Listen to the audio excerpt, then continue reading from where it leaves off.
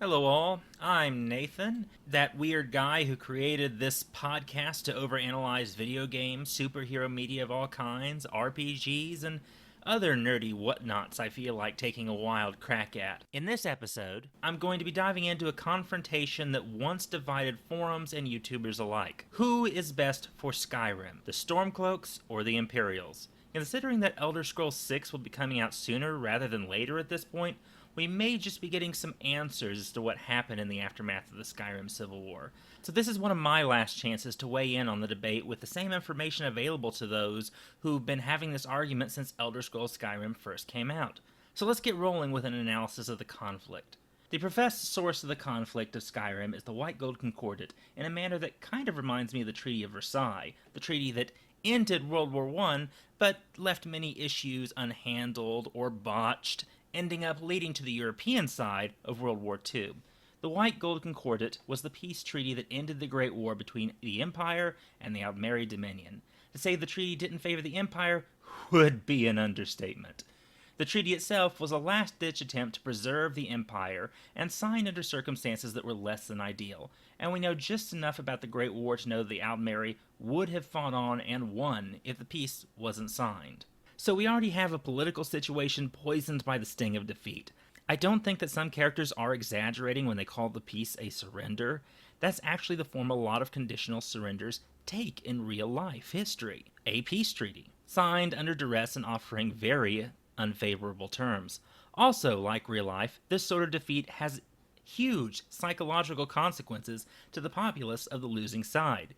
It undermines faith in the existing power structure and invites all sorts of what-ifs and counter-narratives that challenge the existing government, those responsible for defeat, and potentially those not trusted or already disliked by society. So even before we get into the terms of the treaty, we have a weakened imperial authority in charge of an empire that was already diminishing before the Great War.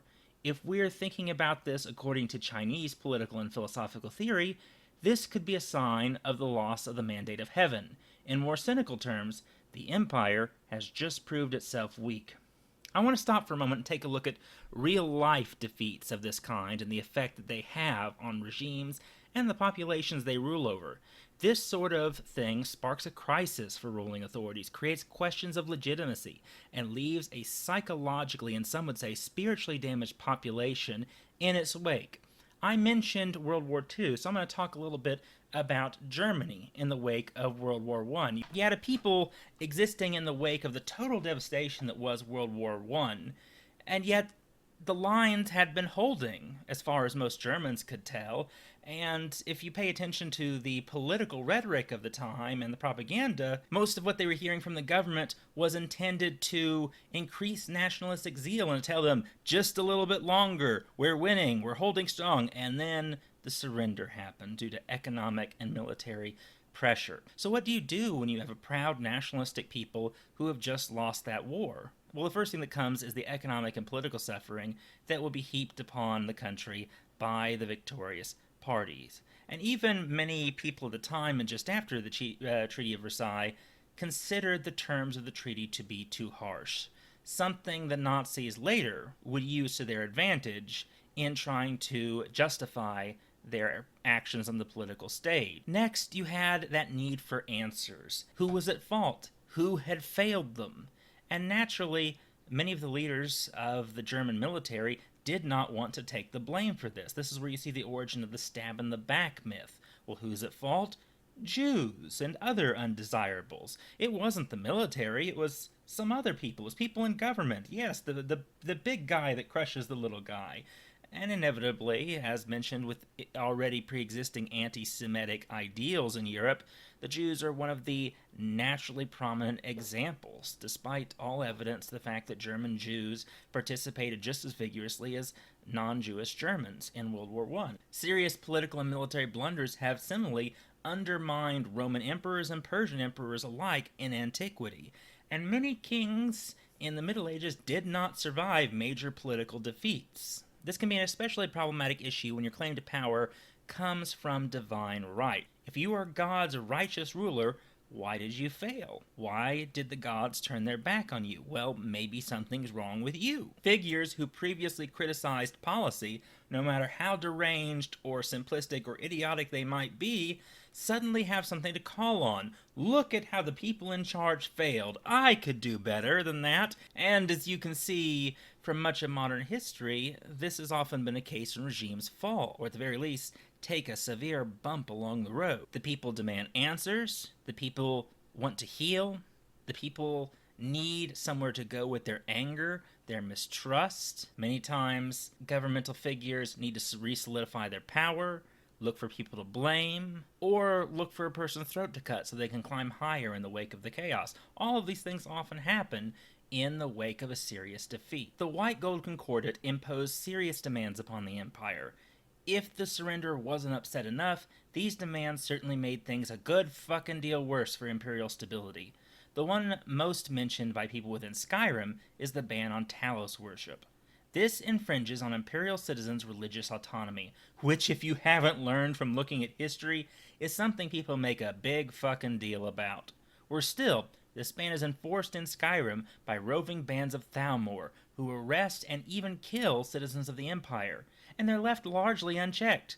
They even hold at least one fort in Skyrim, which could be interpreted by Skyrim citizens as a form of occupation. If anything, this further demonstrates the Empire's current weakness. The White Gold Concordat formally allows the Thalmor to violate the sovereignty of the Empire and the safety of the people it should be protecting. Is it any wonder that some folk in Skyrim consider this a betrayal by the Empire at best? Then there's Hammerfell. This also works against the Imperials in many ways. The Almeri forced the Empire to cede large portions of Hammerfell to them, which they knew the citizens of Hammerfell couldn't abide. This sparked a secession. The Red Guard continued to fight the Thalmor, leading the Empire to disavow them as the Thalmor knew it would. What's more, the Red Guard proved victorious. This is used by many Stormcloaks as a vindication for the idea that a free, independent Skyrim could indeed defeat the Thalmor just like Hammerfell did. However, contrary to what some Stormcloaks might claim, the Empire did actually support the Red Guard to some degree, primarily by allowing Imperial soldiers to act on their own, separate from the authority of the Empire in fighting the Thalmor.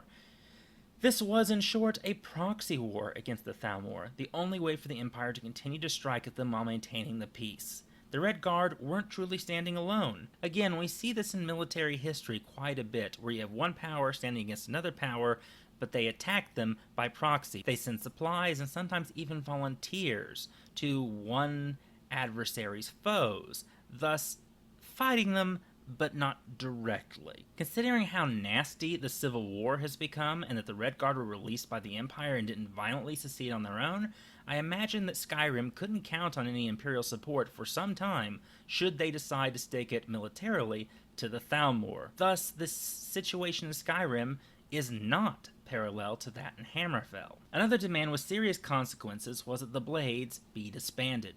By the time Skyrim begins, the Dominion have already made good on their plans to hunt down most of the Blades, again without the Empire being able to stop them. Now, we know the reason the Elven supremacist Dominion did this was because the Blades waged a shadow war against the Dominion. Indeed, the dismantling of the Blades is one of the principal demands of the Dominion that led to war. Now, the destruction of the Blades doesn't seem to be a principal point of contention for many when it comes to the political discourse in Skyrim, but is still pertinent to look at when discussing the current state of the Empire and Skyrim itself. The Thalmor were able to destroy a principal institution of the Empire, one with enough power to act autonomously, yet also enough history and prestige behind it to be deserving of considerable respect. This also reflects poorly on the Empire's last attempt to face the Thalmor, and gives us an idea of the Thalmor's ability to handle multiple kinds of warfare, both traditional and non-traditional, so long as they have a clear target. The Blades, when refounded by the Dragonborn, also show us a model of how formerly Imperial institutions can break off and be refounded to new purpose, or in some cases their traditional purpose, separate from the imperial power structure. So, much like the Roman Empire provides the bedrock for the barbarian kingdoms that follow in its wake, the Empire will still influence the future of Tamriel, regardless of whether it survives or not. And clearly, some of these institutions can be repurposed in its absence, perhaps to the benefit of the people of Skyrim, even should the Stormcloaks win. You find that there are many historians of antiquity who claim that the Western Roman Empire didn't fall so much as it slowly transformed as supposedly barbarian people who resided in its borders and already made up a great deal of its military took control. For further information on that, I'd advise looking at a lot of the new scholarship on the fall of the Roman Empire. The Eastern Empire, of course, survived in the form of the Byzantine Empire, whose people continued to refer to themselves as Romans until the sacking of Byzantium. I want to look at something called social contract very briefly, and I'm going to oversimplify this a ton, because I don't want to get really drawn into the whole political philosophical theory that makes up the social contract. This idea is really born of the Enlightenment, but like so many other parts of the Age of Enlightenment, draws inspiration from political thought dating back to antiquity. The social contract refers to the relationship between the populace and the state, and the governed and the force that does the governing. You have what is called the state of nature. This is man without government. Government, law, those things don't really exist in the natural world. They're constructs, things that we have imposed upon reality to make lives better for us. In the state of nature, you're free to do whatever you want. You're free to kill, you're free to plunder, you're free to do whatever, but so is everyone else, and everyone's out for themselves. There is no tacit social agreement of morality, justice, law, what have you. So, life in the state of nature tends to be free, but short, brutish, and very unpleasant. According to the social contract, people eventually ceded some of their rights in order to form agreements with others to make lives better for them. This would eventually lead, of course, to the rise of government or the state, where the citizens have ceded many of their rights to the state in return for security and a better life. When we're discussing the social contract as it relates to revolution, we are discussing when the social contract has been violated. At what point do the citizens have the right to break that social contract and go, no, the government isn't fulfilling its end of the bargain, or it's demanding too much, or what have you? If you want to look at philosophers who are very much a part of the social contract as we're dealing with it right now, I'd look to people like Hobbes, Locke, and Rousseau, but we're not really going to go into them. I'd advise reading up on them on your own if that's really something you are interested in. But when we're dealing with this rebellion, we should ask ourselves, has the social contract been violated? Is the Stormcloak rebellion justified? Because if it is, perhaps the Stormcloaks should win. So far, this analysis hasn't proved too kind to the Imperials, but just wait, we're going to get more into goings-on in Skyrim soon. This information is pertinent to the debate, and it demonstrates why there is such considerable animosity that has led to this civil war, which is necessary to understanding the conflict that comes to follow and which side is right or wrong. Let's look at the Stormcloak Rebellion and how it came to be, which, if you can't tell from its name, has become inseparable from the man that leads the movement, Ulfric Stormcloak. Ulfric Stormcloak was once a Nord who served in the Imperial Legion during the Great War. He was, however, captured by the Thalmor and interrogated. Considering how cuddly the Thalmor are, I doubt this was a simple matter of questioning. We also know that the Thalmor psychologically toyed with him. At one point, they convinced him that information gained during his interrogation was critical to capturing the Imperial city, even though it was captured long before any such information could be used. The Thalmor even label him as an asset, though the reason for this is unclear, apart from his position of influence as the son of a Jarl. But you can imagine how much this trick was a blow to a Nord's ego. He'd failed. This is important to understanding Ulfric Stormcloak's psychology when it comes to his nature as a leader of a rebellion. Because of all the chaos of the war and its aftermath, the Reach was lost to the Breton natives. Hrolfdir, Jarl of the Reach, sought aid with local imperial permission from Ulfric in reclaiming the lost Nord territory, promising to reinstate the worship of Talos if Ulfric helped. Ulfric agreed, and brought his merry little militia band to reclaim Markarth. They succeeded. Hrolfdir kept his word, and the Imperial legions came back. Long story short, Ulfric refused to let the Legion come in to help until they agreed to abide by the terms he and Hrolfdir had already agreed upon, namely that the worship of Talos would be permitted. The Legion officers were desperate to save a deteriorating situation and supposedly agreed, though different parties make it unclear what was actually agreed upon. Some claim that the Imperials agreed to Ulfric's demand directly, others claim that the Legion officers only promised not to inform the Thalmor. Either way, eventually the Empire forced an end to the Markarth agreement. Ulfric and his men were imprisoned. As you can guess, this might make Ulfric a little bitter. The fact that Ulfric's father died while his son was in prison and Ulfric was forced to smuggle out a eulogy in absentia only makes things worse. Once Ulfric got out of prison, he was a changed man and embittered, who came to an equally changed and embittered Skyrim. From then on, Ulfric supported Skyrim's independence in terms that others describe as just short of treason. Eventually, he does what the Imperials considered just that. He challenged the High King Torrig, a man who by all evidence admired Ulfric as a hero, and, so some claim, would have even given him high kingship if he'd asked, to a duel, to the death. Ulfric justified this according to Nord tradition, and many of his peers agree this killing to be just. Others don't share that opinion, considering the challenge to be not fair because Torrig never stood a chance against Ulfric and his ability to use the voice. This is the birth of the Stormcloak Rebellion. Initially, the name was intended as an insult by Imperials, but like many insults in our world, it eventually was reappropriated as a badge of honor. The reason I don't handle Ulfric or the Stormcloak Rebellion as truly separate entities is simple. Ulfric himself has shaped this rebellion to the point where the two are truly inseparable. You can't have the Stormcloak Rebellion as it exists without Ulfric. The Imperial forces in Skyrim would still very much be the same if someone else other than Tullius led them. The same definitely couldn't be said of the Stormcloaks. While this rebellion may have started as something of a grassroots movement, it now has a clear figurehead, and the movement lives or dies in the end as an organized military force with Ulfric. Yes, the Stormcloaks do continue fighting without Ulfric in small little bands, but it's largely over if he is killed. Like many revolutionary figures, Ulfric has cultivated a cult of personality. I don't think this is unintentional, but that's just my opinion. The result is the same, intentional or not. This cult of personality originates with his folk hero image that both he and others cultivate after the Great War. When you talk to him, it's clear he's playing the part of this character to the hilt, including with how humble and folksy he acts. He's let this facade slip at times, one of the most prominent being after he's secured victory in Solitude and Galmar questions him about the necessity of even holding a moot. You get to see a bit of him there. You also see it should you defeat him, and he asks for the Dragonborn to kill him because that would be a better song.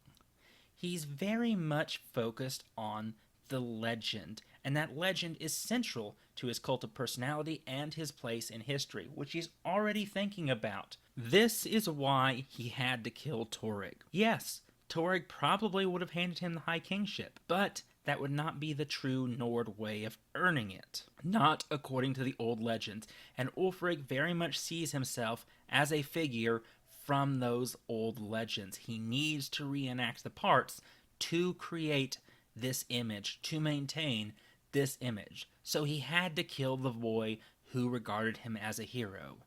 Yes, he may have cared for Torrig, but he cared for the legend more. And this legend is central to his personal identity and to the rebellion's identity. It's how he's justifying what he's doing. He is calling upon the image of the old Skyrim High Kings. Many leaders and politically savvy individuals within Skyrim, and not just those with the Imperials, consider him to be power-hungry, and this is not without some justification based on his actions. I think the level of which he has equated himself with the movement is no clearer than when he equates his goals with Skyrim, such as at the negotiation, if you side more with the Imperials, he accuses you of betraying Skyrim at every turn. That's his movement you betrayed, not Skyrim, but he equates his movement with Skyrim, his choices with Skyrim. He is Skyrim. You see this at other points in the story, too. When you hear them talking about what the Stormcloaks represent, they're fighting for Skyrim. Not Skyrim's independence, they're fighting for Skyrim. You also see us focus on that legendary persona with the crown. Now, to undermine that legendary persona, the Imperials are after that crown, too. If they get a hold of it, they can throw a bit of mud on Ulfric's legend. In a way, deliver a blow to it that hurts his image. So both forces grasp the importance of his legend and his image, which leads to an entire mission in the Civil War chain, and your only chance to betray one side for the other, because that crown, because that legend is so important. And if you look at the cult of personality as it works within Skyrim, you see many people who regard him as basically the second coming, especially if you ask around some of the people in Windhelm. The smith's apprentice, a young woman, is very much in Ulfric's thrall. She thinks he's the best thing since sliced bread. Heck, Ulfric probably invented sliced bread to her, alright, even if it's been around for a while. Galmar, too, equates Skyrim's survival and victory with Ulfric the man. So to a degree, Galmar has also bought into the legend, and we see many other people who have as well. It's not just about the Civil War, it's not just about Talos to some, it's about Ulfric. And you can see a difference between the people who are buying into that image and those who are against the Empire for more personal reasons.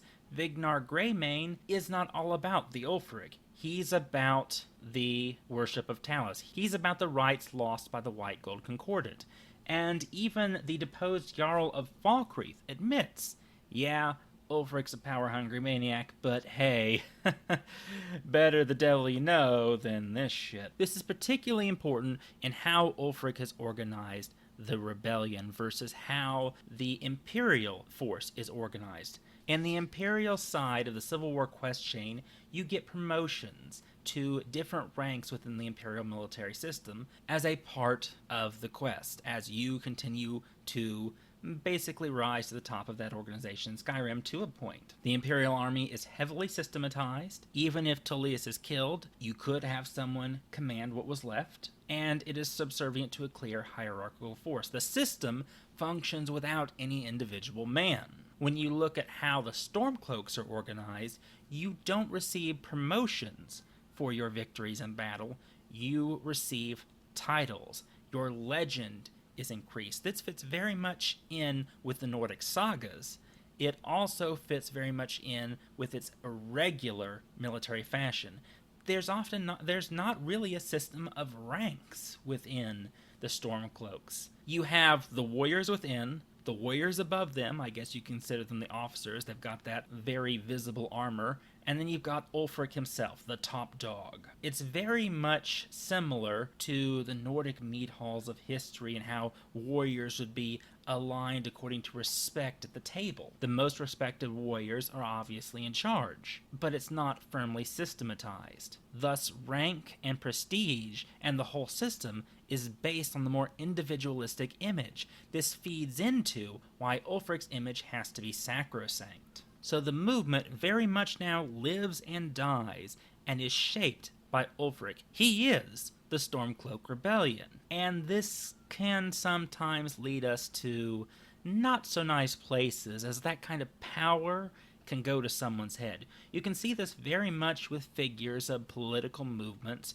who start to align their persona with the success of the movement. So if they do something wrong, well, news of that would hurt the movement, so I gotta keep it quiet. I have to protect myself to protect the movement. The movement is more important than anybody, right? So it's clearly more important than what I've done. This is how many well-meaning figures, once they become strongly associated with a movement and its image, can often justify what they do, and justify covering it up. One of the points often brought up in any discussion of the Civil War's legitimacy focuses on the question of Thalmor interference. The Thalmor obviously intended for Ulfric to instigate the Civil War to weaken both Skyrim and the Empire. Now, does this mean Ulfric is a Thalmor agent? No, it does not. But it does mean that this Civil War feeds their ends no matter what. What is more, he has already been politically compromised by the Thalmor. They do have information at information they made up to some degree because of that whole confession thing I mentioned earlier that could humiliate him. So perhaps they would have some degree of power over him, but it's not clear how much, and I don't think that's enough to completely discredit him. They do, however, want this civil war to go on as long as possible, bleeding both sides dry. So one of the things made clear by the Thalmor dossier is that it is important for the well-being of Skyrim to end the war as quickly as possible. That is, if we're handling it on the roleplay principle. Obviously, the war ending sooner in your game rather than later in your game doesn't really change too much, but if you're role-playing it, then obviously ending it sooner would be clearly better. So if Ulfric is not a Thalmor puppet, is he still a Thalmor tool?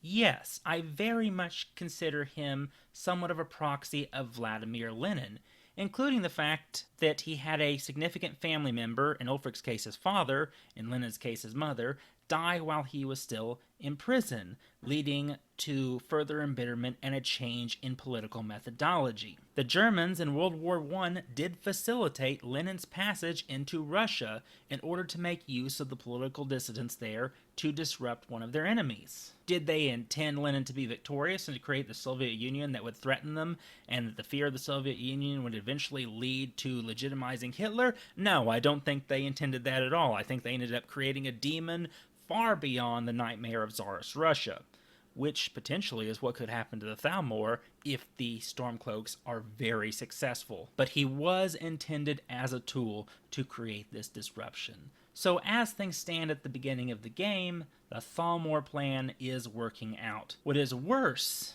the plan is unintentionally feeding into Alduin, who is gaining strength from all the people dying in the Civil War. Even Ulfric, who I have largely depicted as power-hungry here, displays honest horror at his own actions should he be dead and in Sovngarde, claiming he never should have initiated the Civil War, and if he'd known, he wouldn't have done it. So we do see a bit of the human there.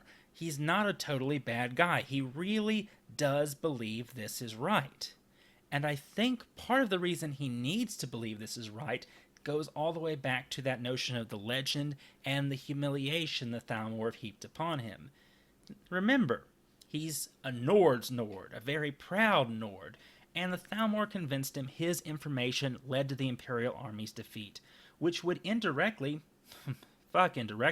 directly make him responsible for the White Gold Concordat. He's responsible for Skyrim's suffering. His failure is responsible for it all. How does he get over that, especially locked in a prison? He tries to reestablish the faith of the Nords legitimately in the Markarth incident, but he is then locked up by the Imperials, which is when his father passes away. So we already see him coming into conflict with the Imperials. And once that conflict is really initiated, we start to see him really turn against them. Well, they're an occupying force. If the Imperials are the bad guys, then the information he thinks he leaked isn't really bad because it led to the Imperials' defeat. The Imperials are just as much a problem as the Thalmor, so his failure means nothing. In a way, the Civil War justifies his personal failure so he can continue to go on thinking he's a good Nord. I really do think he wants the best for Skyrim. I really do think he wants to be a good guy. He wants to be the hero from the sagas so that he gets justification for himself. This is as much a war for Skyrim's soul as far as Ulfric is concerned, his soul. This is very much playing into the Thalmor, and unknowingly to our great evil dragon overlord. But this is something to certainly consider when we're thinking about whether the Civil War is just and who should win. Outside the ideological realms, there are practical choices. As pointed out in Game of Thrones, commoners are often more concerned with what fills their belly and keeps their mug full than the high-minded political ideals of the time or who sits on a damn throne. So let's talk a little bit more about the economic consequences of the Civil War, who would be best for Skyrim economically, and the jurisprudence issues the war brings up. As demonstrated by the game, things are not economically so good in Skyrim right now. Bandits seem to live under every rock. Many people have turned to brigandry just to survive, which is actually very often the case in older wars, particularly in the Middle Ages. Indeed, one could argue the feudal system rose up both because of brigandry and in response to brigandry. Times of war increase these criminal and economic issues that lead to even more brigands on the road. This leads to a strain economically, increased threat to the populace, and since a lot of the guards have already gone off to fight and the strong young men are off dying in a war, who's going to look after people? This is why we see so many jobs for the Dragonborn. The people who would normally be handling these issues aren't handling these issues, and even the companions only are doing a few missions at a time, and they're a very small group. So clearly, this is not economically sustainable. This is another reason why the Civil War should end sooner rather than later. But who is most likely to repair the economic situation in Skyrim? To answer this question, I want to look a little bit at the economics of the larger world. This is one of the benefits the Empire brings to Skyrim: trade. The Empire itself has a great demand of resources and produces a great number of resources, so you've got a nice import-export system as displayed by Solitude and the East Empire Trading Company. The Empire are, trade-wise, an economic boon for Skyrim, even if Imperial taxes are a bit of a headache for some people, and as demonstrated, these Imperial taxes can be rather hefty, as some complain, and one entire quest is focused on, in Solitude. So there's a benefit here to Imperial presence. There's a curse here to Imperial presence. We meet multiple Imperial personalities who are focused on economic issues, particularly the Jarl of Solitude, Jarl Bolgruf of Whiterun, and even to a degree, Jarl Igmund. They look at the economic necessities that this war has created and how things have been strained. We sadly don't get to hear as much from the Stormcloaks, which leads me to assume that they're focused more on like the high-minded ideals of war, these greater freedoms of battle against the Thalmor, Nord virtue, hooah! Yes, drink that mead, kill that enemy. Well, that's nice, but what about the economic side of war? Who's going to put the country back together after you're done going a Viking about everything? And by the way, the term Viking originally means something along the lines of going on a trip, and it became an offhand, kind of joking way to refer to going raiding. And that's where we get the term Vikings from, the people who went on the trip, the people who went a-raiding. But we see here a lot less interest in economic planning and a lot less interest in the economic consequences of the war.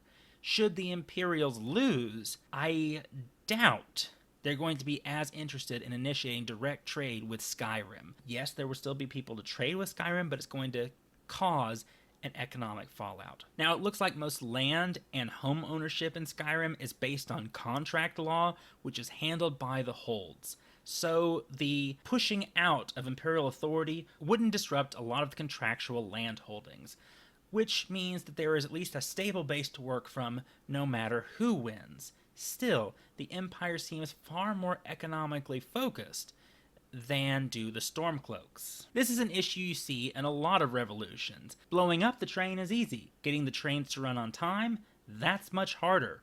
And I don't think the Stormcloaks are very prepared for that. So if you're looking at the economic well-being of the people of Skyrim, I think we do have to give that one to the Imperials. They're the best choice there. I think this becomes even more important when we're talking about economic justice and the ability of people to earn wealth within Skyrim. As we can see from how Ulfric runs Windhelm, he favors working with the Nords. There is great economic inequality within Windhelm. There is obvious segregation in Windhelm. And Ulfric doesn't even seem to be interested in protecting caravans that are not Nords. This could have long-term economic consequences, as non-Nords who want to do business in Skyrim would likely feel less safe, and thus would probably prefer to take their business elsewhere, or increase their safety, which would increase the cost of doing business for them. See, this is one of the problems with racism. It has economic, practical consequences. Let's talk about the justice system, too. One of the issues a lot of players have with siding with the Empire is the Empire tries to cut off their head right at the beginning of the game. I don't know about you, but that kinda made me a little unhappy. We also see that the Empire employs torturers, which probably makes someone in the modern day very uncomfortable, especially considering that torture is not all that trustworthy as a method of interrogation. It reeks of all the evil Empire tropes we've found, and the torturer we meet in the beginning of the game is a bit of a Looney Tune. All in all, it doesn't make us comfortable. It's a walking war crime already happening. Their record system in their jails certainly leaves something to be desired, and the Thieves Guild love to take advantage of that. And come to think of it, the Imperial choices for Jarls does seem to lead to an increase in corrupt figures rather than a decrease in them. This is most plain with Jarl Maven Blackbriar in Riften and the further empowerment of the Thieves Guild that the Empire will no doubt lead to. With big Imperial business seems to have come considerable crime. You also have a lot of foreign influences in Skyrim, many of whom are more interested in their own than in others. You can see this in the history of organized crime. Many organized crime groups are based around nationality or shared ethnic identity, who see themselves as separate from the rest of society.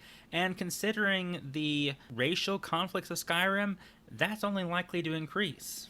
So the Imperial system is flawed when it comes to our ideas of justice. However, I would like to point out that this is a more medieval style fantasy, and thus modern justice ideals may not always apply. Torturers may just be seen as a normal way of getting information. Our laws about the treatment of prisoners today don't really have a place here. What also perhaps works against the Stormcloaks is they don't seem to have a counter system. We don't see any torturers, but they're also not the ones running the shit. When the Stormcloaks come to power, should they win, they either have to take over the skeleton of the Imperial judicial system, or they have to make a new one from scratch, which is going to involve a lot of trial and error. And as we've seen from the examples of Nord justice in the game, these can be as barbaric as Imperial justice. As we can see with the death of King Torrig, killing a young man is just fine as long as it's honorable. Cool. And the companions, who seem to be Nords, do a lot of stuff that the legal system today would consider questionable. Also, the Empire seems to be the only one with the resources to potentially hunt down groups like the Dark Brotherhood. We don't see the Stormcloaks really getting close to nailing the Dark Brotherhood. It's the Empire. So whatever we can say about the flaws in the Imperial jurisprudence system in Skyrim, they seem to be the ones capable of doing the job right now. There is no indication that the Stormcloaks are anywhere close to what the Imperials are already doing.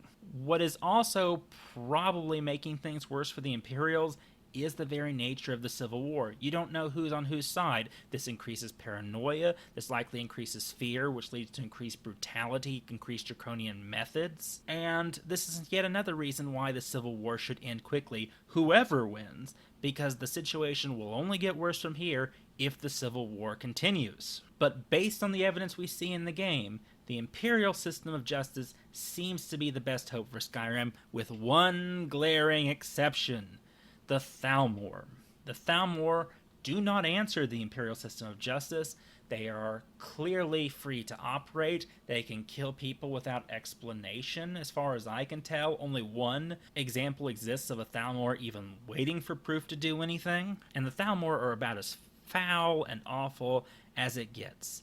And as long as the Imperial justice system operates as it does at this point in time, the Thalmor can continue to violate the rights of the people of Skyrim. And I think this is very important when it comes to the nature of the social contract. The Imperial system, as it exists, is allowing the sovereignty of the people of Skyrim to be violated. And because of this, that whole freedoms for security deal that the social contract is meant to embody is being violated to its core, especially when it comes to religious autonomy, when it comes to life, when it comes to liberty, when it comes to property. All of the four things that I mentioned are being violated.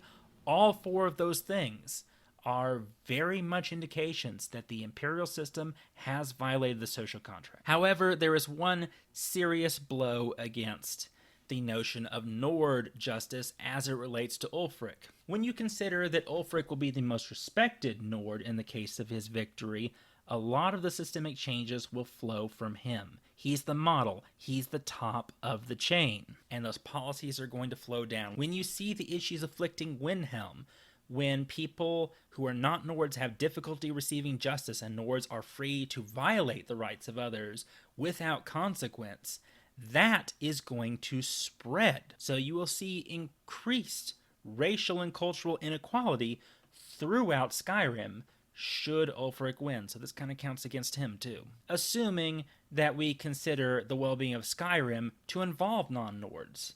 If you equate the ethnic Nord with the national identity of Skyrim and those two are synonymous, well, then what benefits Skyrim is what benefits the Nords. If you consider all citizens of Skyrim to be a part of Skyrim's well-being, this is a strike against Ulfric.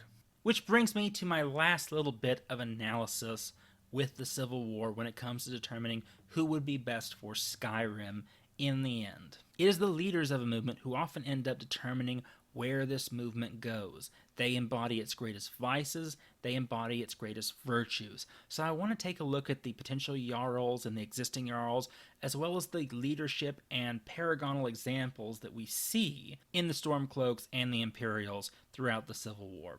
Now, I've already mentioned that General Tullius is largely a systemic figure. He could be replaced by anyone else and it wouldn't change much.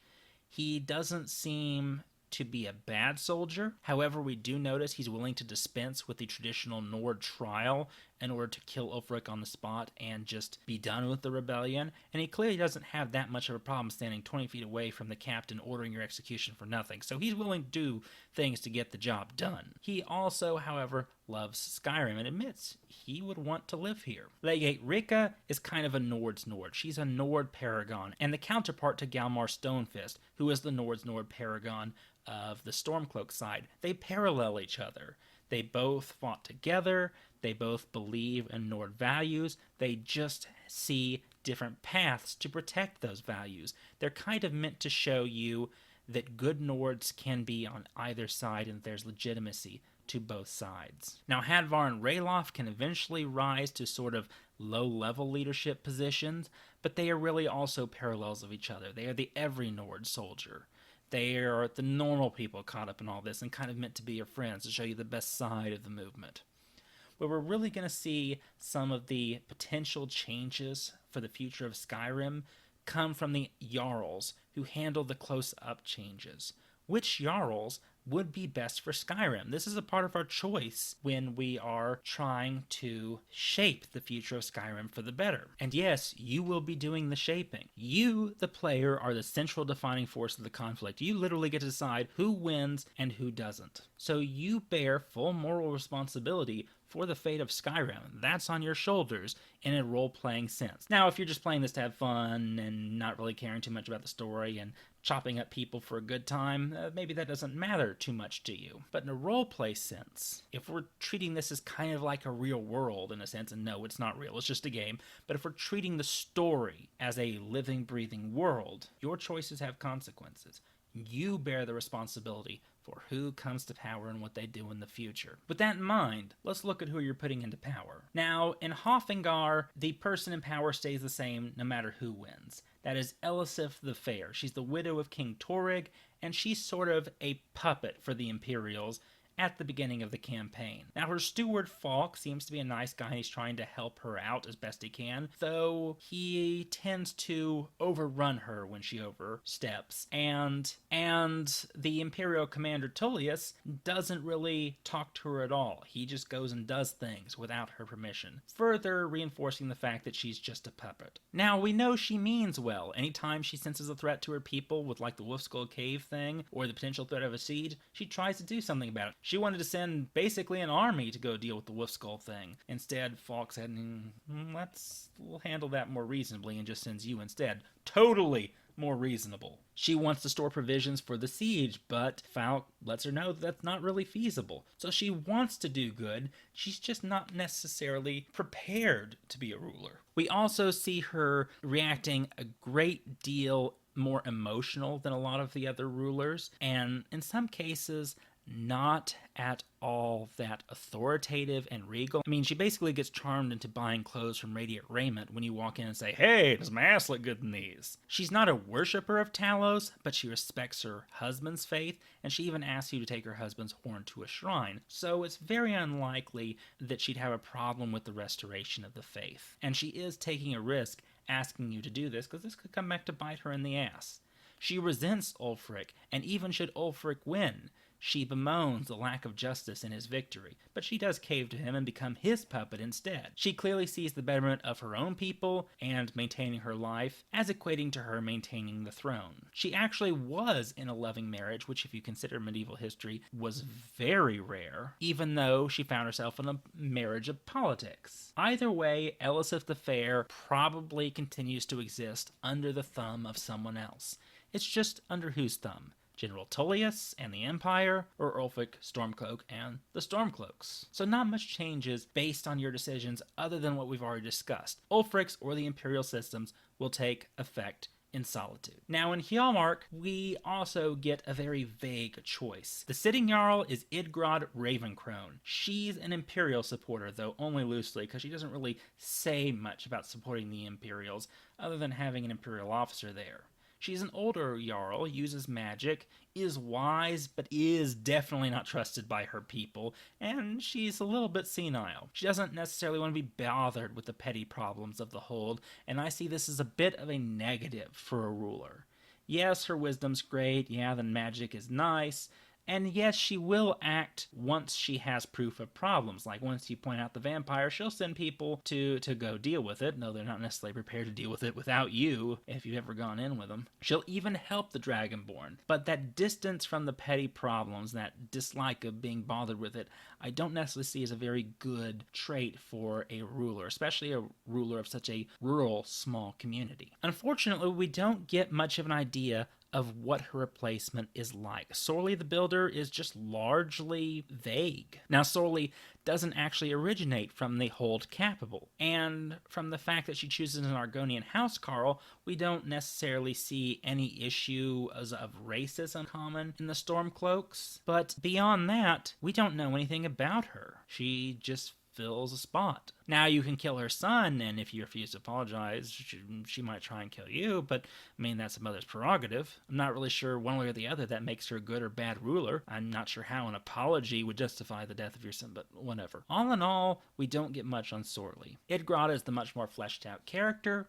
Sorley the Builder seems to be more down to earth. Because of Idgrod's obvious flaw and Sorley's lack of an obvious flaw, I have to give this one to Sorley, but only minutely. Honestly, Hjalmark will seem to operate pretty much the same regardless of which side wins. Now, the Reach is where things start to get a little interesting. The sitting Jarl in the Reach is Igmund. He doesn't like sellswords, claiming they have a lack of honor. Definitely seems to fit that Nordic warrior archetype. He, however, seems to be in denial as to a lot of the problems afflicting his city. He is in denial of the Forsworn conspiracy, he is in denial of all the shit the Silverbloods are up to, and he lets them get up to all sorts of brutal criminal behavior within Markarth.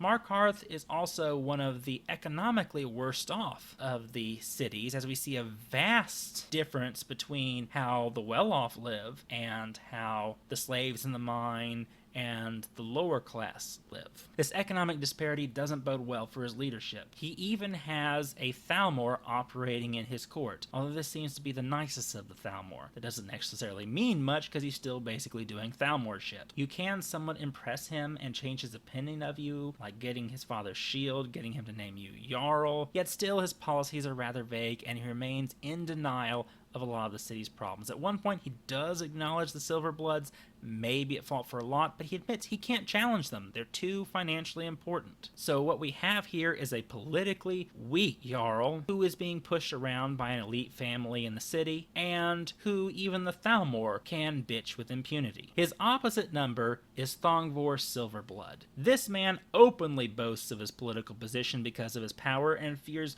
no reprisal from Igmund. He's ambitious, he's part of a corrupt criminal family that owns the mine, and he may have been a good, tough, honorable soldier once, if some of the people in Markarth are to be believed, but he's certainly up to his neck in dirt now. It's not clear if he's as involved as his brother in the whole Forsworn conspiracy, but either he's a total idiot about what his brother is doing, or he is knee-deep involved. Both don't bode well. Should he take over as Jarl, however, he will kill off the Thalmor in the city, not allowing them to attack his people willy-nilly. It doesn't seem to improve things for a lot of the people in Markarth if he takes power. The economic inequality remains, the mine is going to operate anyway, the place is still very violent, and people still fear the Men of the Reach. He is a stronger ruler, though. Unfortunately, he's a bit like Maven Blackbriar. He's the corrupt ruler compared to the weak ruler. So which is better? This is a hard choice because it doesn't look like life in the Reach is going to improve much under either one of them. However, Igmund is obviously a force for stagnation, where Thongvor is at least willing to make some strides in the direction he considers best, as demonstrated by his willingness to get rid of the fucking Thalmor. He, however, is deeply corrupt, and his family is responsible for a lot of the problems in the Reach. However, as the player, you can snip off a lot of these corrupt branches. You can deal with the Reachmen in the mine, and you can go deal with those Silverblood bullies trying to take over a small village's mine. You can start to cut back the Silverblood's power. If you oppose his worst schemes, and yet he continues to provide direct, strong rulership, Thongvor Silverblood may indeed be the best for the Reach. However, if you want to curtail the Silverblood's power the most you can, Igmund is the better choice. In this one, I can offer no clear distinction of which of the two is best for the Reach. They both come with serious issues. I personally would prefer a strong, albeit somewhat corrupt ruler, rather than one who's going to sell out my rights to the nearest Thalmor, but I don't think Thongvor really much cares for my rights either. This is very much a damned if you do, damned if you don't scenario, unless you're in good with the Silverblood family. So get ready to suck up. Now, Falkreath is the most obvious one. I mean, come on. Now, I don't spend a lot of time in Falkreath as a player. It's probably my least favorite region. However, it's very clear here which of the two potential Jarls is best. The sitting Jarl is Sigurd. He took over for his uncle, claiming his uncle was too old and frail and a little senile, though his uncle claims this was part of an Imperial plot. He's condescending, lazy, a total dick, and doesn't take the Jarl's rank seriously, even suggesting the Dragonborn become a Jarl too. Why? It's just better. He even colludes with bandits who prey upon his citizens for a cut. Wants the Dragonborn to kill the bandits, not to make things safer for his people, but to not be caught and found to be complicit in the whole thing. He even compliments the Thalmor on their hunting of Talos worshippers. He has absolutely no redeeming qualities. I would almost want No, fuck it, I wouldn't want Joffrey instead. His uncle Dengir may be a poor uncle because he raised such a terrible fucking nephew, but he seems to have the good of his people in mind. He's even willing to have one of his corrupted ancestors killed to maintain his family's honor and maintain the safety of the people of Falkreath. He's paranoid, definitely sees shadows of plots everywhere, though considering what happened with his nephew, I can understand. He also doesn't trust Ulfric Stormcloak. He seems to see him as power-hungry.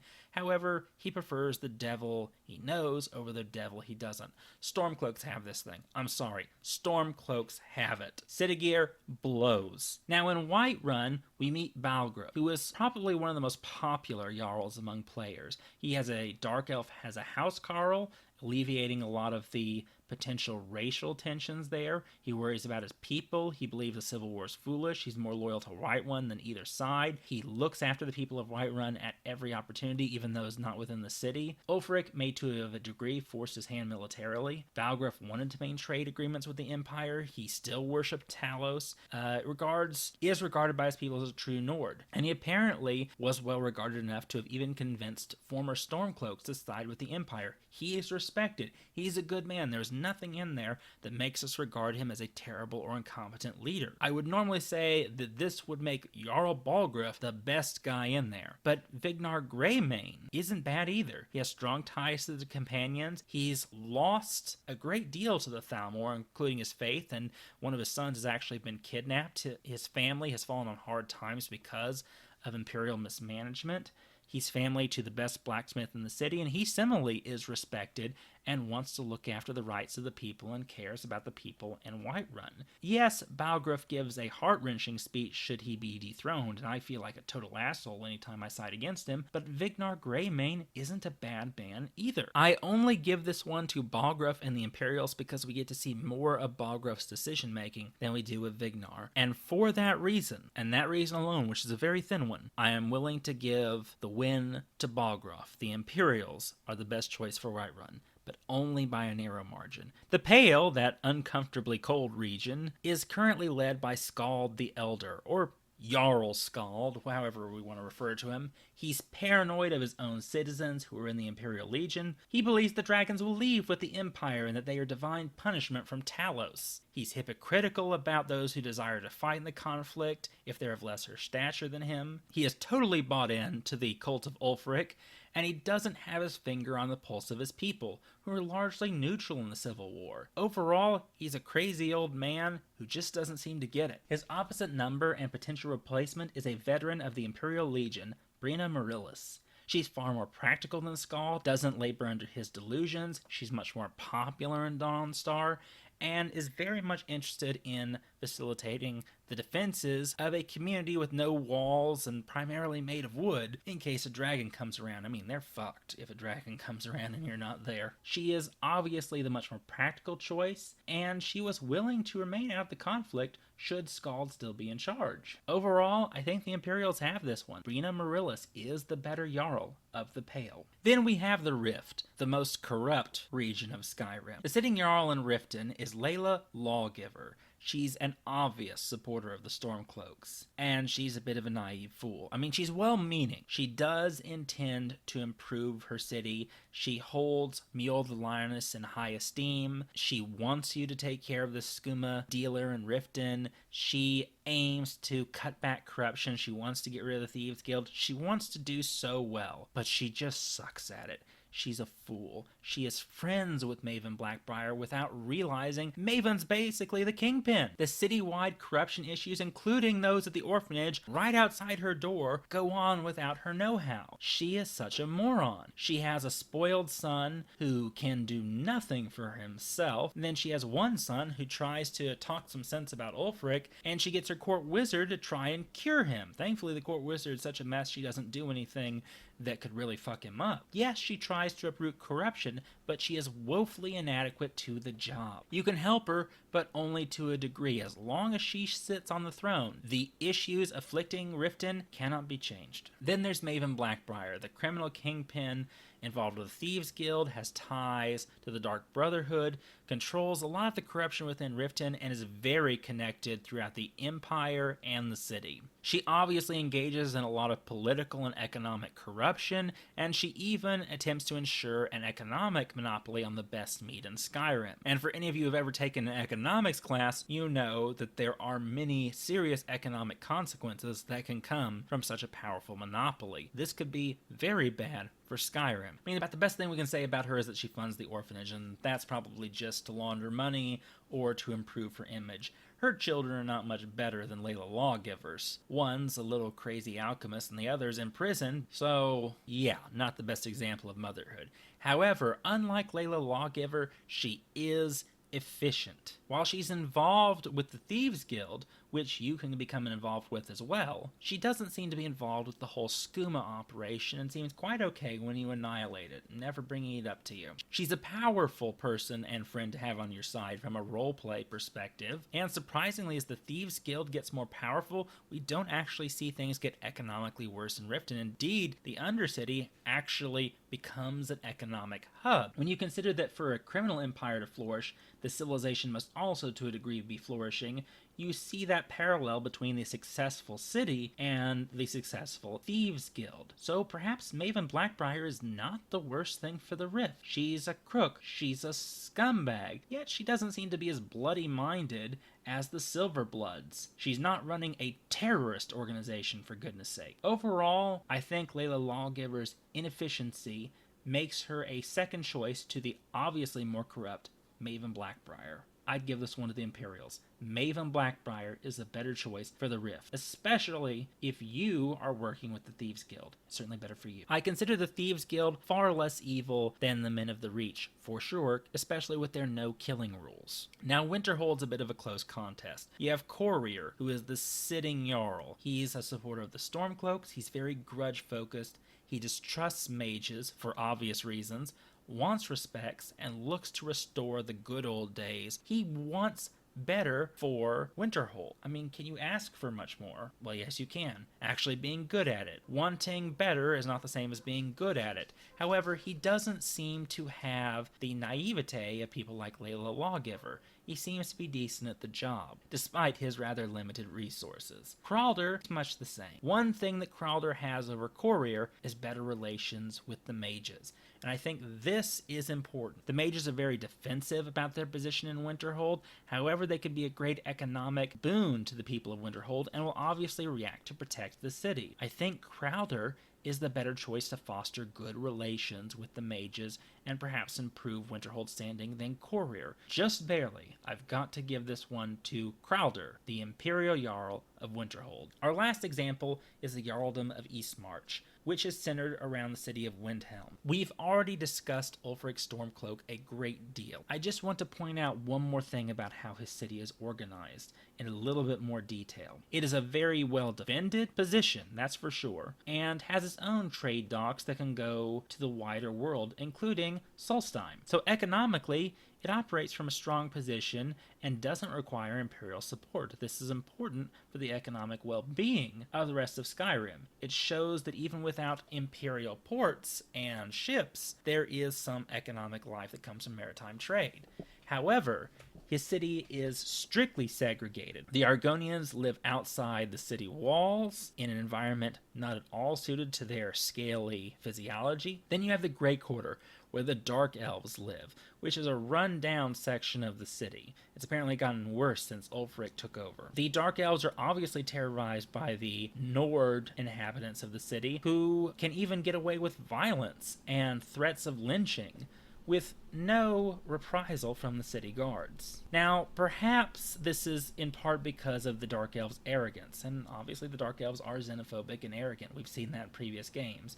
Also, the decision to keep the Argonians outside the city may be pragmatic. They used to be slaves of the Dark Elves, so maybe having Dunmer and Argonians together would be a terrible decision. However, when you look at the rest of the city, the Nord zones are so much prettier, so much better maintained, and their inhabitants so much better off, that you begin to go, something's hinky here. Brunwulf Freewinter doesn't seem to buy into a lot of the Nordic sagas, which, to me, actually might make him a weaker ruler. Yes, by modern standards, his views on war would be more morally appealing to us, but to the Nords, he might not resonate as much because of how he views war, because of how he views his service in the Imperial Legion. He doesn't see himself as a war hero, and this cultural dissonance may later affect his rulership of the city. This is a bit of a point against him. However, we see when he takes over, he begins renovations of the Grey Quarter and intends to make life better for everyone, believing everyone belongs in Skyrim. He wants to avoid needless war, needless suffering. He aims to make a better Skyrim, starting with Windhelm and the people who live there. He wants to see the change in the rest of Skyrim start where he is.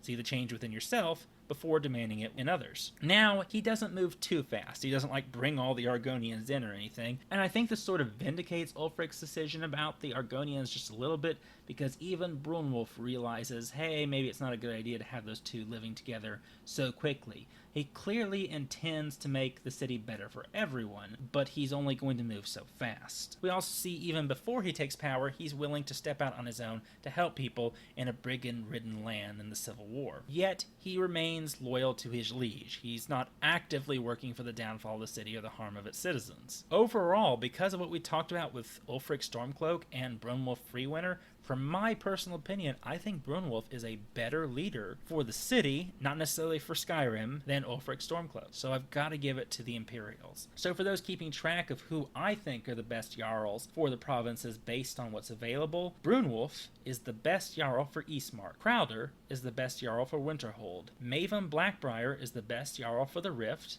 That one a lot of people are going to disagree with me on. Brina Marillis is the best Jarl for the Pale. Balgruuf is the best Jarl for Whiterun. Dengeir is the best Jarl for Falkreath. And Thongvar is the best Jarl for the Reach. I suppose that you could count Sorely the Builder from earlier, that first example, as one for the Stormcloaks as well, but I think that one's too close to call, so I'm just going to say that one goes to no one, but if I really had to pick and you were pulling out my fingernails, I'd go with Sorely the Builder.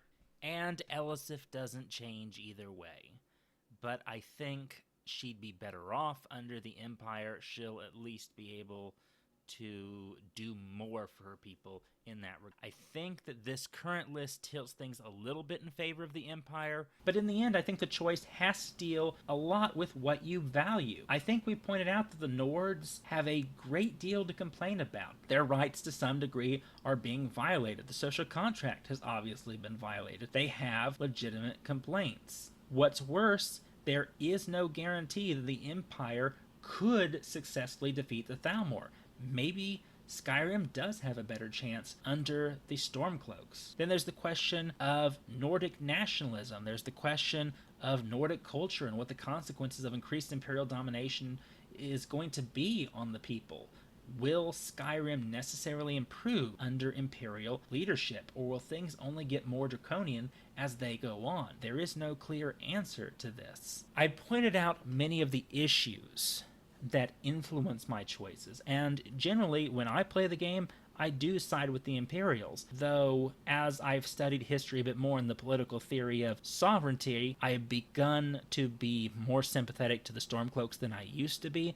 I still have great distrust for Ulfric Stormcloak myself, and I still think that the Imperials tend to be more practical on the economic scale than the Stormcloaks. However, I do believe that the Stormcloaks have ideological superiority. The Stormcloaks are fighting for a good cause. They just don't have the practicality of the Empire. So for the practical well-being of the people of Skyrim, the Empire is the right choice. For the ideological moral soul of the people of Skyrim, I think the Stormcloaks are the right choice. But hey, that's just some weirdo. What do you think? Am I right to make the decisions I did? Am I right to usually side with the Imperials? I keep looking forward to the things I see on the internet to tell me what people did and why they did it. Anyway, thanks for listening. Y'all have a good night. Or afternoon. Or morning. Or whatever time it is. Take care.